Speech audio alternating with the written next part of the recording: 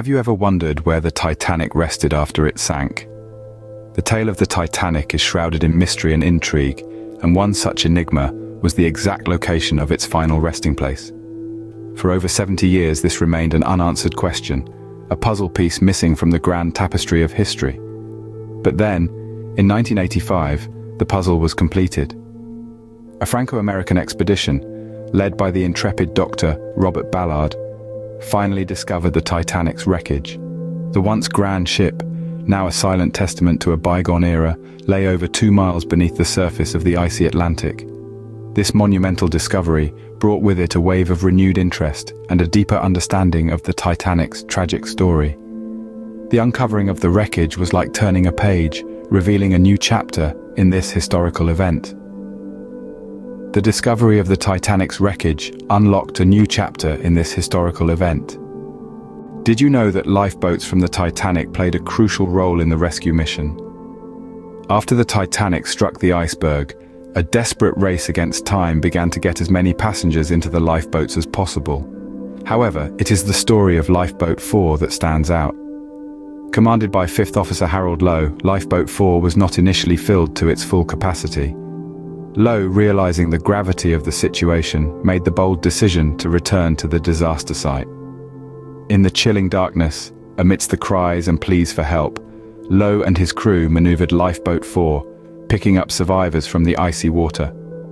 In a situation where every second counted, this brave act of returning to the disaster site saved many lives that would otherwise have been lost to the freezing Atlantic.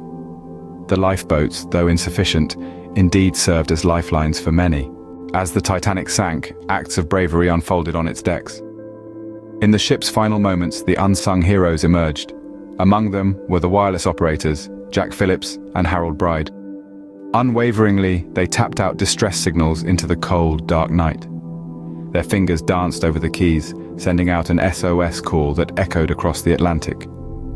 Their relentless determination ensured the rescue of over 700 souls. In another part of the ship, the strains of music floated above the chaos. The ship's band, led by Wallace Hartley, played on, creating an atmosphere of calm amid the growing fear. Their melodies provided a haunting backdrop as the ship met its end. The final notes of their last song, "Nearer, My God, to Thee," echoed long after the ship had vanished beneath the waves. In the face of disaster, these individuals showed remarkable courage. Their actions serve as a testament to human resilience and bravery under the most dire of circumstances. The Titanic was more than just a passenger ship. Its cargo hold carried a myriad of unusual items. From the mundane to the exotic, the Titanic was transporting a wide variety of goods. Included among them was a Renault automobile, cases of sherry, and even a crate of dragon's blood resin, a substance used in varnishes and dyes.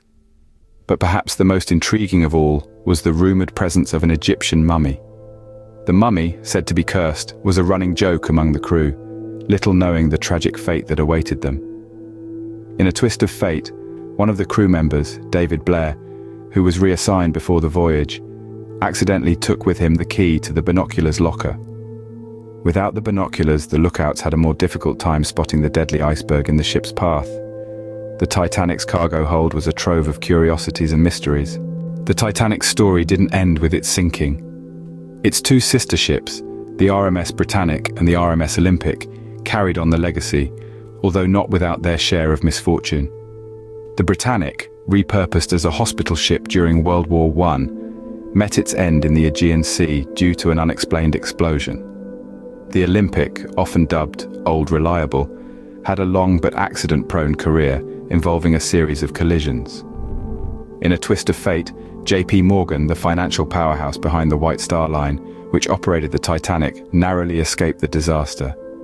He had planned to be on the maiden voyage, but illness led him to cancel his reservation at the last minute. Decades later, in 2012, an Italian judge ordered a symbolic posthumous trial for the Titanic's captain, Edward Smith. The aim was to determine whether Smith and others were at fault for the disaster, a gesture to the enduring intrigue of the Titanic, even a century after its tragic end.